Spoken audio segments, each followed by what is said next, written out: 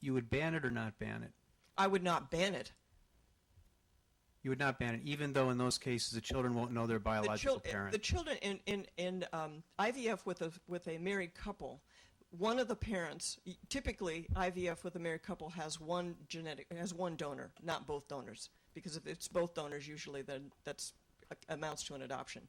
But one of those parents is an adoptive parent, and one of those parents is a biological parent within the married couple. That would be the typical situation.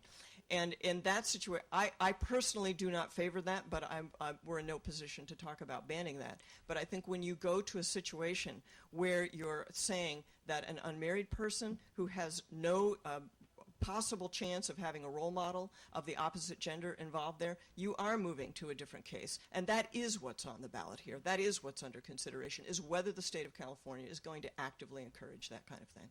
Okay, so just let me sum up. You wouldn't ban infertility centers, even though the children there won't know who their biological parents are. You don't agree with banning adoption, even though in those circumstances children not being necessarily raised by their biological parents. You're okay with the adoption of children by gays and lesbians. You don't believe in banning divorce, even though by your own arguments there's been all sorts of analyses and studies that indicate that divorce is very, very harmful on children. It's hard for me not to conclude that this isn't really about protecting children. What you are willing to ban is the ability of two people who happen to have the same sexual orientation from getting married.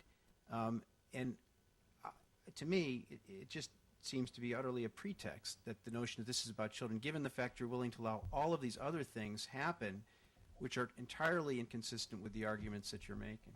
So I appreciate the testimony, but I am utterly unconvinced that that's what's going on here. What's going on here is fundamentally, I believe, an effort to discriminate against a class of people and deprive them of something that everybody else has. Thank you, Mr. Jones.